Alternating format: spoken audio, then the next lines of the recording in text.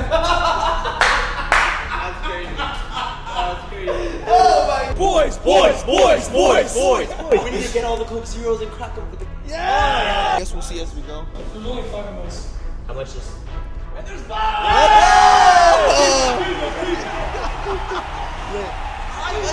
Alright, 3, 2. All right, 3, 2, 1. No way. So I was with my first and to this day only girlfriend I've ever had is for 6 years. And then I was atheist throughout all of it. There was never a belief of the power of the tongue in which I could just, be careful with my words around her or say something mean or treat her a certain way. There was never any of that. I was very mean. I was very selfish, along with, of course, moments of being loving and selfless and caring. But of course, in hindsight, I look back at my relationship and I can very confidently say that if I had Jesus in my life at the time that I did, I would have done things very, very differently. I would have changed a lot of things about my behavior, about how I treated her, how I talked to her. Yeah, I don't know. I think also mysterious ways, of course, but I'm also very glad that I found Jesus the time that I did. Sometimes he says it, but sometimes some doors close in order for God's to open. Yeah. I know that the breakup that I had led me to hanging out with you guys more, which led me to going to these Bible studies and led me to giving my life to Christ. Yeah. I had been talking about Jesus and things like that in the past, and not once was I ever interested in the idea of me being Christian one day. Like it was just it was insane to me. But that's me so far now. Can I ask you a question before you? Go. Yeah, go for it. This is just me being like literally from an outsider, or maybe you never know if you might be able to help somebody out going through a breakup or that might go through a breakup. Or read that in Jesus' name. But from an outsider, like, do you regret any of this stuff that like now that you believe in Jesus, are you like, dang, I regret that? Like, or are you like, sure. no, that completely happened because it should have happened and God opened up a way? Like, No, yeah, that's what I'm saying. And I just want to hear you. No, at the end of the day, I know that I wasn't equipped with the Word of God. I wasn't equipped with how a man should behave in a relationship or how to lead a relationship either. A lot of the things that I had done were simply out of my own free will, but with zero relationship with Jesus. So with that, you can look at your old self before the deposit and go, yeah, I do regret saying these things and doing these things. Right. But I know that it will, it has allowed me to see the man I am today and correct myself going, look, I know where I did wrong. Yeah. It's not like I now can shut those doors before I even think about opening them because I already messed up. Yeah. That's what I want to hear. So it's just making those mistakes. I think, in hindsight, you want to take it away, but then it almost that will take away the man that you are today. Yeah. So I don't know. That's how I feel about it. Yeah. Gio, I want you to talk about your experience, and then I have a question for the both of you that I think is going to be good. Go. All right, cool. For me, it was the big relationship for me was in college. Same place. I did put it back down. All right, well, my relationship was in college, and it was like my second year when I moved over to Central Florida. I met this girl who also played college soccer as well. And I think at that time, I was just kind of looking to get into a relationship without thinking of any consequences or just having a firm foundation there. I think what's different from you is that I knew Jesus and had a relationship with him, but for my relationship, I did not put him first. And I think that was the biggest... Very good. The biggest deficiency in my relationship was that I knew him, I talked about him, and she also got baptized in our relationship, so I was able to plant a seed, and I think God did put me in her life to just maybe show her, but I still did a lot of things wrong despite that. I didn't put him at the front of the relationship, and our relationship was extremely more about our desires and our flesh and not really building the foundation through that relationship, and things did go wrong. To not go in details, at a certain point throughout the relationship, it was 3 years long, there was unfaithfulness, and I had to end things at a certain point just because I couldn't live with resenting. I did forgive because I know that's what I had to do, and prior to other past relationships and stuff like that, I didn't forgive, and I would live in resentment, and everything would go a lot worse. And I knew this time, I'm far from perfect, but this time I had to do it right. And this time I was like, you know what, I'm gonna forgive you. I'm gonna go bow down to God and surrender everything to Him. Because of all the things that were going through my head, all the feelings, the sadness, the anger, everything. And so I was like, I can't let these come out and direct it towards her, because I still had a lot of love for her. So I gave it all to God, and this time I was able to do it, I guess, properly, or to the best. It's still always going to be messy, but to the best that I could. But I mean, you had a question, so. No, that's perfect segue, because my question is, I mean, right now, I'm in a relationship, he's in a relationship, and by no means are we perfect. I mean, like, we've all done horrible things and, like, grown up as men, because as guys, like, we have a lot of influences that are not always the right ones. Like we have the big one, the pornography, right? That as a young kids, maybe not every kid, but at least a lot, I would say, are exposed to at a very young age, and it becomes a terrible model for what a relationship should look like. It becomes lustful. All you think about is one thing, and you start to forget. You know, even though you know who God is, you go, it's not that bad. You know, whatever. You start to give excuses for the things that truly are spiritually the root of many issues, even in marriages today, I would say. And I guess for me, like, I remember early on, I was like, this is wrong. Like, this is something about this is completely just twisted. And like, I knew it, and I stopped completely, consuming any of that sort of content, right? But in that, still the fruit, a good tree cannot bear good fruit, and a good tree cannot bear bad fruit, and a bad tree cannot bear good fruit. So in that, the bad fruit of those things was that your relationships are suffering consequences in the things that you have already consumed and taken in, and that's what you're producing. And so, like, in that, there was times when I explicitly remember, like, the Holy Spirit would nudge me in a way, like, okay, you shouldn't do this with this person. You shouldn't think this about this person. You shouldn't say this to this person. It was like nudges from the Holy Spirit trying to orchestrate me in my relationship that I would completely ignore.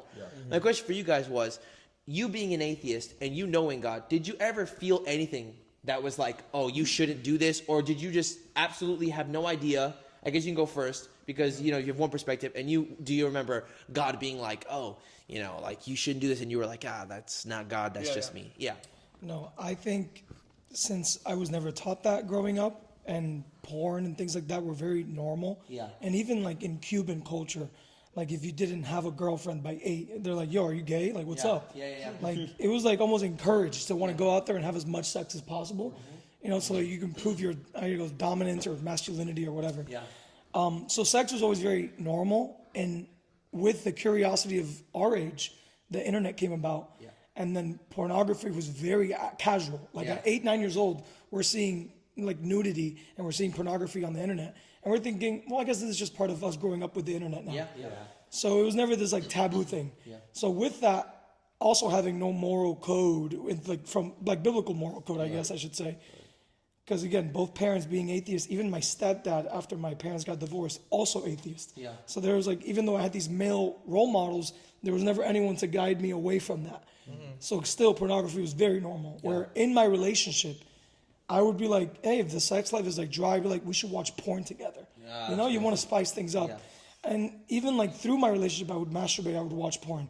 And not once did I feel, this is a bad thing I'm doing.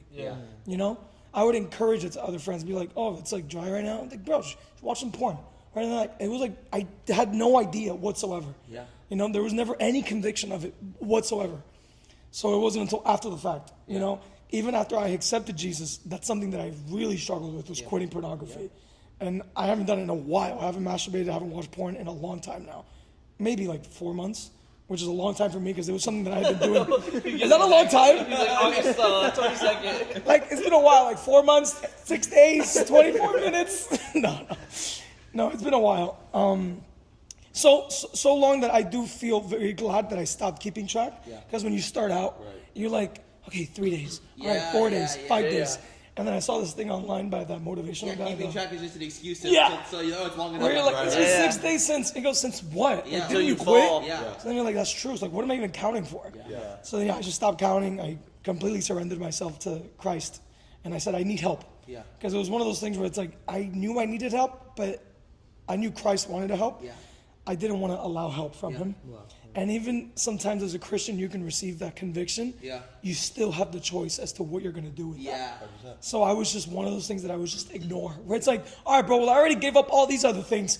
Keep the porn. Yeah. Let me masturbate. Come on, I'm alone. Come on, I'm lonely. Come on, I'm single. Yeah. And it was just all these justifications to continue to sin. So real. And it's like, And I'm just gonna say like this is gonna sound shocking to some people watching 100% because like I don't know what the audience is. Parents, make sure you're watching what your kids are watching. But at the same time, this is totally real. This is coming from dudes that go through it, went through it, like. That's just what it is. Like, and I'm not. You continue to say to be real because that's what this is. The table of truth is truth. It's honesty, and it's not irreverence because we are reverent to God. But at the same time, we're being honest about the things that we go through and that we went through. So continue with that. I just wanted to stop there just so that people know, like, we're not just out here casually like glorifying this thing. We're not. We're just bringing light to a very real problem that is amongst us young men that more people need to know about because truthfully, we're free from at this point because that's what you were saying. It's like I know people that are like, oh. Yeah, bro, this was you a little while ago. Yeah, man, I went to a party and I didn't drink. And I'm like, good? You're like, yeah, but you should be proud of me. And I'm like, I'm really not though, because I hold you to a different standard now.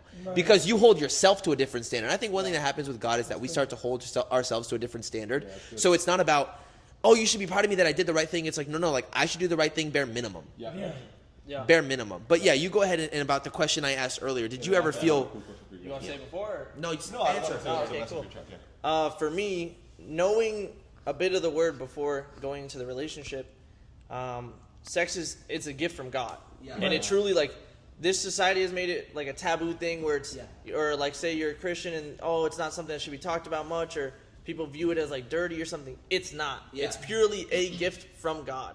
However, in the bounds that He wants it to be, and that's not to punish or. No, you can't have anything good until later on when you're married. Yeah. It's for our protection if you look at it that way. Yeah. But I didn't see that when I was in the relationship, Or didn't want to.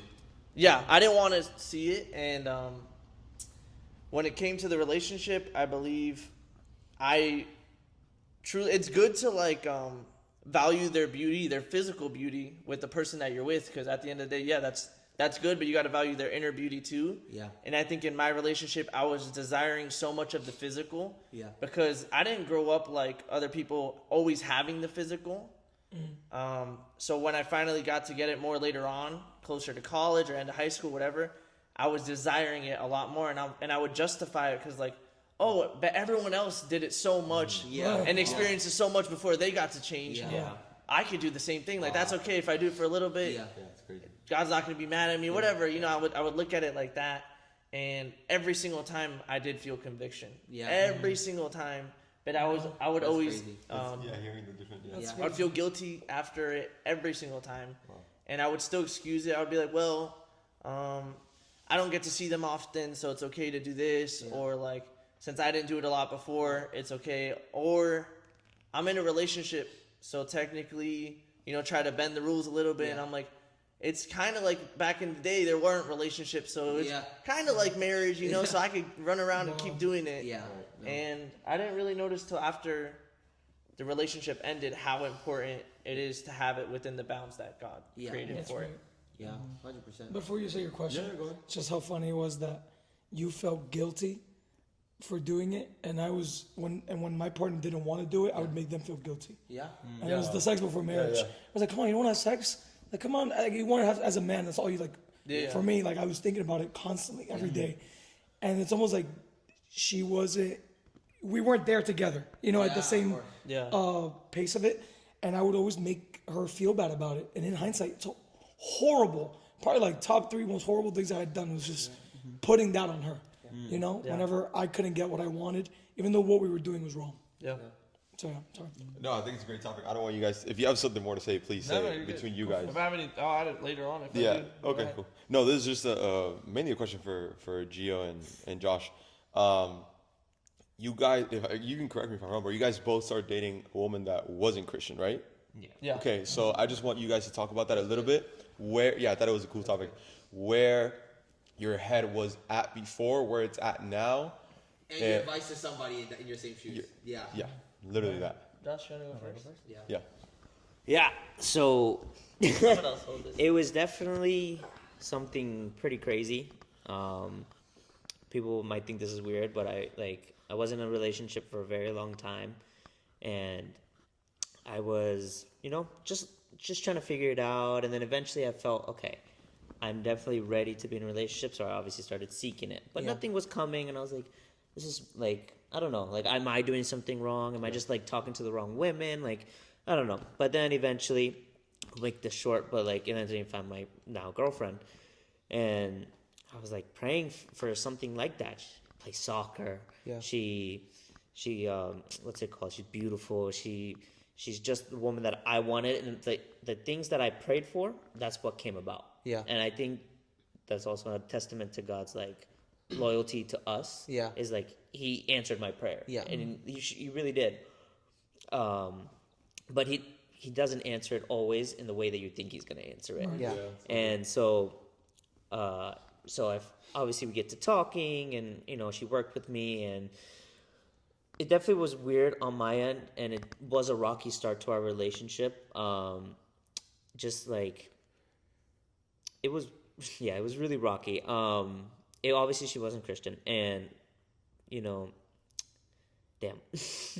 There's a lot to say. Yeah, there's a lot. There's a lot of little details like going into, but yeah, I definitely wasn't being a man of God. I really wasn't. We were having sex. We were doing the wrong things. I didn't obviously she wasn't Christian, so she drank. She did the little party thing, and I was like, stepped on my little pedestal and was like, oh, like I don't do that, so I'm good. Yeah. And I think that was my first mistake, thinking that just because I'm Christian, I'm good and I'm better. Yeah. But that's so wrong. So wrong. It's so wrong. You can't think like that. Yeah. And That's so how the Pharisees thought. yeah, exactly. Yeah. And obviously, in hindsight, now I'm like, damn, like I really messed up in the beginning, and just like not telling her my beliefs. Well, she knew that I was Christian, and she knew that I went to church every Sunday, and and I told her about it, and I always would be like, you should come, and then eventually I eventually told her, and I think the difficult part and the part that I struggled with the most was like, what if I want to marry her and she doesn't become Christian? Yeah. Was that like an ultimatum? Not in the beginning, because honestly, like I said in the beginning, I was very confused. Yeah. Like I didn't know. Like I literally asked for her, but she wasn't Christian. So now I'm just like, what do I do? Yeah. And I think obviously with the boys, we would get into talks about it, and honestly, the boys were pretty split on it, and they were like, I don't know, man, because if she doesn't, it is scary, because in the Bible it does say you do have to be equally yoked. Yeah. And I think that's something in relationships that's a hard thing to do. Yeah.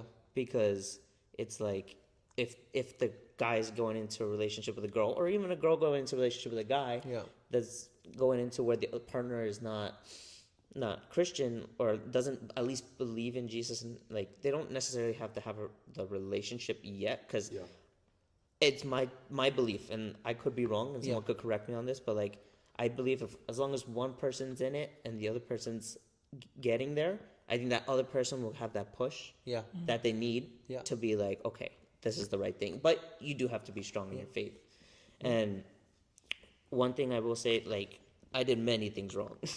I did many things wrong. But I will say one thing I always kept, and I made sure was a staple in the relationship, was I always would talk to Jesus about her. Yeah. And I'm really grateful for her, because she always listened. Yeah. And not a lot of people listen, because people get scared of that, or don't want to deal with that. People they don't like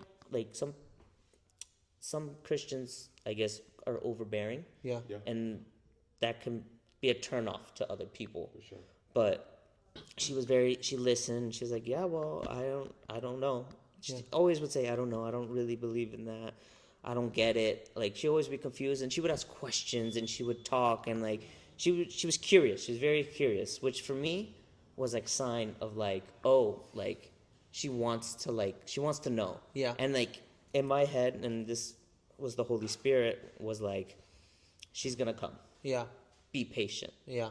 And I felt like that's what God was telling me. And when I prayed, and he was just like, be patient.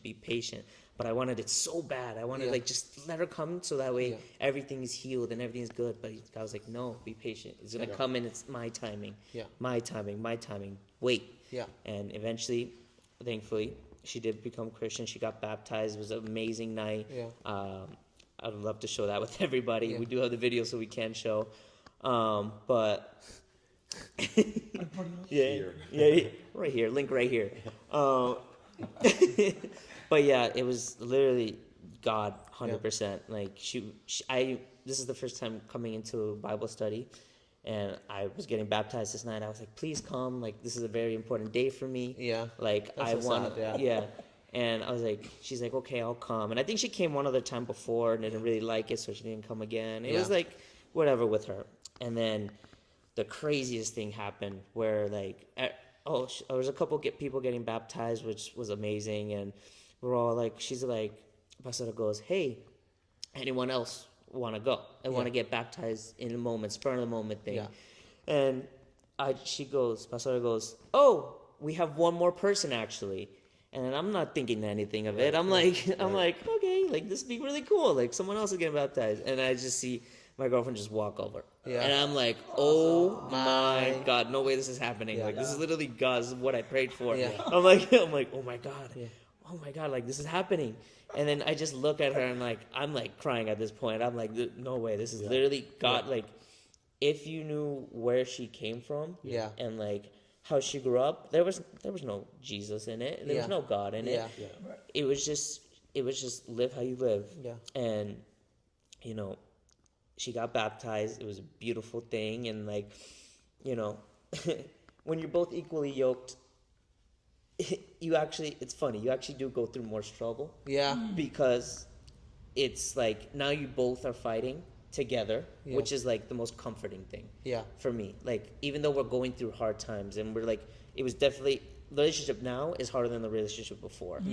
And it's because a standard. It's a standard. Now God is like, well, now you're both equally yoked, so now go forward, keep walking forward, keep doing the right things. Because now you don't have an excuse. Now you have to do what you're supposed to do. He's like, I forgive you for what you did before, but go forward. Walk towards me.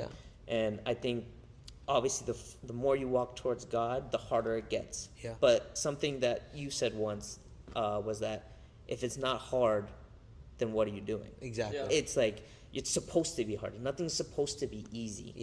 And I think our walk with God is going great. We're working. We're praying, and I think that's another important couple of things to do. Pray together. Jesus got to be at the center. Exactly. God has to be. It's God first in your relationship, no matter what. It's so annoying, bro. Hold on, I have to cut this because I actually think about this, and I think Diego will agree. Like, our girlfriends, wife, girlfriend, will do this thing, or we used to do this thing. We were like, you're in this fight, and they go, we should pray. Oof. Oh my God. And I'm like, bro, I just want to be angry. What do you mean, let's pray? Let me be angry. You're so Christian. Literally. And it's us, so holy. But we're like, no, bro, they tell us to pray, and we flip one. And it's just, I think it's funny because it's you got to humble yourself. It's the truth, because we're over here and we're like, you need to have Jesus at the center of your relationship. You need to pray through everything, which is the truth. You need to do that. It's 100% the truth. But the thing is, like, in the moment when your emotions are telling you one thing and your feelings are lying to you, and they're like, oh, you shouldn't do that. It's just the enemy trying to get in there. It's like, oh gosh. If I ever thought I was right, I'm completely wrong. You're in the right. If you tell me to pray, you have to be right. It doesn't matter if I was right in the situation. You are right now, because you're just telling me, number one, that I'm disobeying God, right? Wow. And number two, I'm just like being immature. Like, it definitely humbles you. It's just hilarious. And unpopular opinion. Oh, we took. No, last thing. Another thing that we talked about that it bothers us so much is when we're arguing in the car and it's like a long drive or it's like a 5-minute drive. There's silence, but then they play worship music. And then give me that. Also, wait, they're fully in the other room right now. bro. I grew We love worship music. Yeah, I We love absolutely worship. love it. I love worship music. I feel like we need to disclaim everything. That's the worst part. We need to disclaim everything. One thing that is an unpopular opinion, and it's like a big topic in church, especially in youth ministry too. It's like don't missionary date. Right? Don't go out dating thinking you can change somebody, thinking that you can bring them to Christ, because that's almost never the case. Yeah. I think your case was different. It's and it's hard to say that you were the exception. No, there's obviously exceptions to the rule, but I would say focus on who you are in your relationship with God first, because it was what you said. And it was actually so profound. You were like, I was ready to be in a relationship, and so I sought one out. And when I sought one out, I found one. And in the same way, it's the same thing with God. Yeah. It's like once we want to seek who He is, we find that relationship with Him, which is so much better. And once you're in that relationship, you will know yourself what kind of person you should be dating, what kind of person you shouldn't be dating. But that opinion of like, you probably shouldn't date somebody that doesn't believe the things you do. And here's why. Not because you want to exclude people, but because once it gets serious, once it's like, okay, it's time to think about marriage, you go, how? How can I think about marriage if I can't bring up our kids the same way? Yeah. If we can't have the same routine on the weekend, go to the church together? Like, it's one thing to like someone, and it's another thing to, because love is a choice. It's one thing to like someone a lot for who they are, but to choose to love them every day despite of the things that they do is difficult, especially if they're not aligned with the things you believe that are so important and basically the core of who you are, because our identity is bound to Christ. So if they reject that, they're basically rejecting you. Yeah. Which is hard. Yeah. So I mean, congrats to you, kudos, but it is a difficult thing. Like I don't think many times it's like that. Tell his story. Yeah. Oh, you didn't forget about me? Never. All right. Well, so my relationship isn't active, as you guys know already, but they don't know. Yeah. It's not active anymore. However, I don't regret one bit of it at all. I learned so much from it. God showed me so much from it, and I have nothing but so much joy that she did give her life to Christ. She got baptized. I think it was the same day that Stephanie got baptized. Yes, so. Because I was over there in Tennessee. Yeah. Yeah, and she got baptized the same night, and nothing can make me happier than that, you know. However, I don't think. Yeah, my bad. I don't think that it was meant to be a marriage, and that was also one of those relationships that I was truly wanting to make it work, despite whatever God was telling me, despite when I did pray and He would show me certain signs. I was like, What were those? Talk about those. About what? What were the signs that He was showing you? It was, I would pray and ask if this is the relationship for me, and I think He maybe spoke through many people that were close to me and cared about me, that saw things that I didn't see, which I'm not going to go into detail for their sake. However, they told me these things in private before we ever got serious, and they're like, hey, just watch out for this, I don't want you to get hurt, whatever. And I'm like, no, that's, that's, don't, you don't have to worry about that. That was with whatever.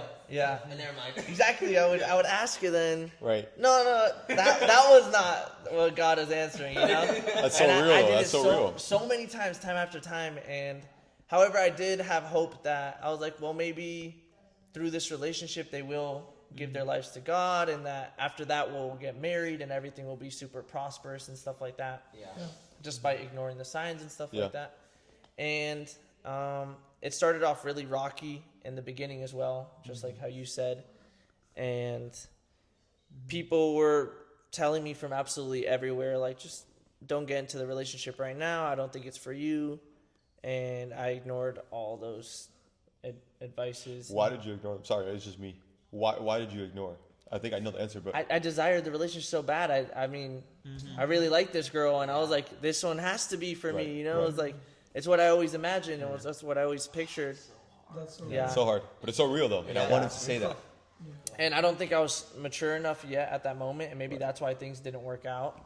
I held back a lot of me. Are we running too long? I held back a lot in the relationship. I didn't show my full love out of protecting myself. Which is a huge thing. I didn't want to. I was always scared of things going wrong because of what all these people said, that I was like, I'm going to hold back a little bit to not get my feelings hurt. Wow. And I'm not going to give everything I can in this relationship. Wow. And so. That's almost not even fair to her either. It wasn't. I was And just gonna say 100%, yeah. And I think that's why in the end we couldn't keep on going on. And we never ended up putting God first in a relationship. and that's the biggest demise to it all. So it's really interesting. Two same cases, right? You guys both believe in God. Girls didn't, and then two different scenarios. Yeah. You know, like it's possible, and for you, it's also possible. Yeah. You guys aren't saying don't do it, but they're two different outcomes. So it is. God has a plan for everything. There's a lot of pain on that route. Like, I don't think God is ever gonna. Man, see, I won't ever doubt God, right? I'll never say He can't, because God can do absolutely anything. But there's things that we do to protect ourselves, and like you said, like you held back so much of who you were to protect who you are that she didn't get all of it, and who knows how that could have contributed to how things played out. So it's one of those things too where it's like we're not taking the blame on anyone. Things just transpired as how it went, and that's what it is. But the reason why is because in the beginning we didn't listen to God. That's the common denominator between all the problems, is that we didn't listen to God for the first part. We didn't give Him our tithe of our listening. The first 10% of our obedience should always be to God, because we listen to everybody else. We listen to absolutely everybody else when it's convenient to us, right? When someone's like, "Oh, you should do that." Oh, yeah, it does sound fun. I'm gonna go ahead and do that. But when God goes, "You should do that. You shouldn't do that," we go, "Yeah, but God's gonna forgive me." Tell me One more time? Yeah. So it's like we're not obedient right away, and I think God works because He's never gonna force us to listen. In every one of the stories I've heard, and in my life too, God never once said, "You either listen or you're done with me." Oh, no. Never. He said, "Hey, you should do this," and I go, "Yeah, anyways." Right? Not, and go through it. Yeah, and then exactly. He lets you go through the trial, and I don't know. I feel like you went through a huge trial, kind of, because when we just disclaimer again, we went on a cruise, and it was the best cruise in the world with our whole friend group, and he was supposed to come with. Can you talk about that, please? The cruise, yes, please. Yeah, it was 3 or 2 months after the breakup, but we had booked it before then. And it was very, impulsive. They just called me saying, "Yo, we just booked this cruise. You want to come on it?" And I'm like, "Yeah, right now. I'll buy it right now." And I bought it right there on the call. And my girlfriend at the time was supposed to come with me, but she didn't because we had broken up before that. And I remember just telling her so bad, "Oh, we're done with. When I go on this cruise, I'm going to hook up with whatever girl I see, And that was not the case at all. It only took me until that moment that I realized that's not even who I am. I think those are just things that I was saying in the moment to hurt one another. And for clarity, you weren't Christian then? No, I was not Christian. Of course, yeah. I was not Christian. That's why on this cruise I bought that drink package, and I was getting drunk every single day. Don't buy the drink package. You're actually better off if you go to the bar.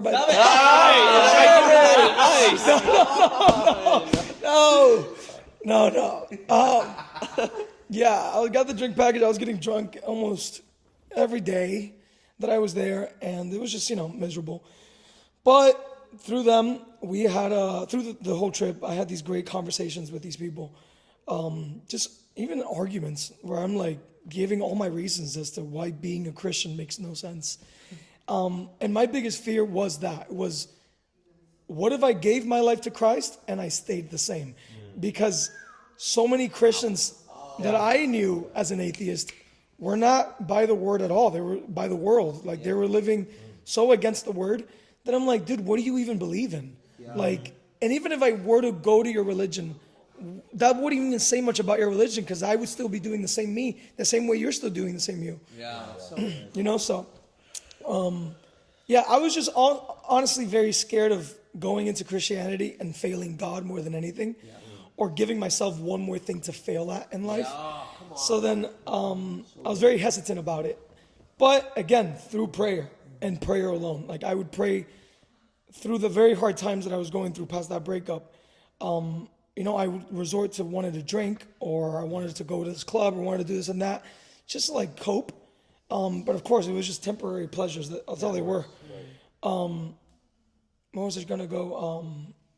But yeah, I kept praying for God, reveal the things in my life that I need and not the things that I want. Because the things that I needed was the good companionship, was to really speak about what I was going through with the whole relationship. And I was not doing any of that. Through prayer. But how does that work through prayer from an atheist mindset? That's what I want. Well, I started with going, "Yo, dude, guy, dog, whoever's out there that claims to be God, I don't even know if this is real. I want to lay out my prayer like this. I want to give you thank you for the things that I have in my life. I can recognize as an atheist my own shortcomings. I don't need you for that. So I'm still going to tell you where I fell short. I saw that I was speaking harshly to my mom. I saw that I, didn't hang out with a friend that really needed it. I did this and that. So I was just come clean to him with the things that I felt almost bad about myself. I would give thank you for what I did have. And then I just prayed for what I needed, which is very simple. I was like, I need to heal. Yeah. And I heard that you're the one that does that. Oh, that is so good. Yeah. So then do it.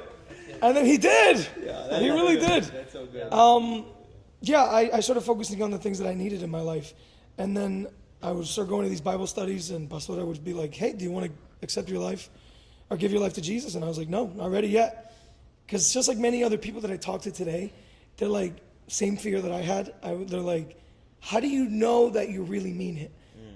If I go, I accept Jesus as my Lord and Savior, I'm still going to walk out that door and still be the same person I am.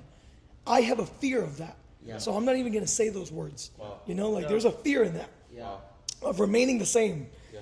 But I realized that my fear of remaining the same just was a very clear sign of my lack of faith in him. Come on. So it wasn't. It's not up to you to change. Oh my God. So yeah, I was only to the point where I was at a point. I mean, am I giving my testimony right now? Do whatever you want to do, bro. Go for it. Dog. This is a long one already. Yeah. Okay, save the testimony. All right, well, I'll save the testimony for another day. But even past my testimony, me giving my life to Christ, I was already so much deeper into my faith at that point, even before accepting Him, just from attending these Bible studies and reading my Bible, yet still not calling Jesus my Savior, that my faith was so strong in Him that even in the times that I was like, where should I go? When it came to the question if I was ready to give my life to Jesus, it was a very clear answer. And it felt like I would have been lying if I said no. If they said, do you want to give your life to Jesus? If I said no, it would have felt like a lie. Yeah. Right. And then that's the only reason that I go, okay, genuinely, something in me is calling me to say yes. I'm just going to say yes. It's a win-win situation, right? There's no God, it's just darkness for eternity. Yeah. So be it. I won't see you there, I guess, you know? Yeah. Right. But if there is salvation at the end of that, and if this is a faith-based decision that I'm making, and I just so happen to be right, the gain and the beauty that is your life after the point, and not just your life here, but eternity. Yeah. What do you have to lose? Right. Literally nothing. Zero. So it's like you're willing to try the drinking, you're willing to try the hookups, you're willing to try so many things, but you're not going to try Jesus. Yeah. Yeah. So it's like, hey, add that to the list of things that you should try in life. Yeah. That's all I'm going to say. Yeah. And just see what sticks. Because I promise you, I know God, I know Jesus, He'll stick. He will save your life. Yeah. I would always, go ahead. Well, you definitely have to give your testimony on another episode because yes. It's so powerful and so many people need to hear that. Have to. But I don't know if you want to get us out of here. No. Can I say one last thing? I was just saying how it's so interesting that you were like, my biggest fear is giving my life to Jesus and walking out in 2 months being like, bro, nothing changed. Yeah. For me, it was the complete opposite. I would have been chilling if that happened. That's lit. Nothing. Yeah. My biggest fear was, I don't think people talk about this enough. Maybe it's just like a personal conviction or a personal me too. revelation or whatever. Yeah. My biggest fear was the word and the meaning behind it, even though I didn't fully grasp it at the time, was surrendering. Yeah. I remember Pastora came and she was like, I don't know if she was like, you do know though, like when you do give your life to Jesus, like, you got to give up your plans. You got to give up your future. And in my mind, I was like, bro, I'll give up the weed. I'll give up, damn, that's crazy. I'll give up everything. Yeah. I'll give up the sex. I'll give up everything. But my plans and what I want to do for my future, I don't even know this guy. Yeah. Why would I ever? Yeah. Leave that up to me. Yeah. You're like, I'll let me hold on to that. Why would I ever? And then once you fully grasp it later, it's just like, you said it, God's such a father. Yes, he's a faithful.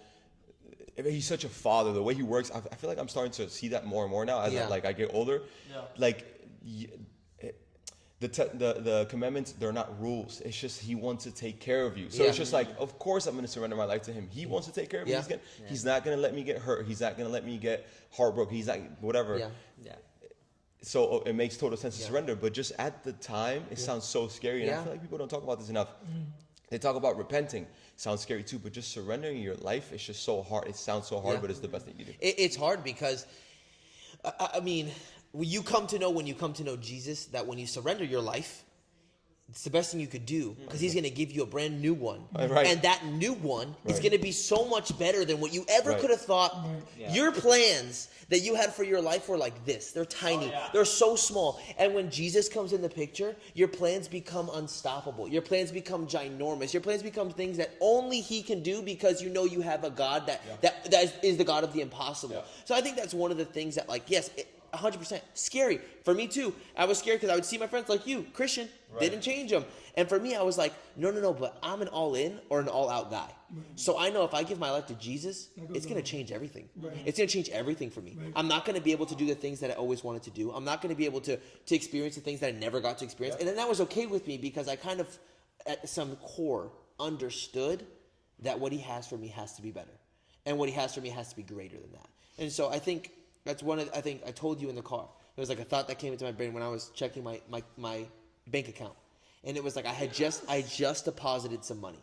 And don't answer, you guys answer. What happens when you deposit money? What is the first thing that happens to your account? You lose. Huh? No, you You deposit, not withdraw. When you deposit. So it's reflected in the balance. Yeah. Right? In the same way, when Jesus deposits in you, it's reflected in who you are. It's reflected in the outcome. And so it was something that I was thinking about. I'm like, it's undeniable who Jesus is because the second he makes a deposit in your life, everyone can see it because the numbers change. You know, like it's reflected. So I guess we'll end it there and we'll close because. Oh, he talked. You already did. So I guess we'll end it there and then we'll move on for the next one. Thank you. Boys.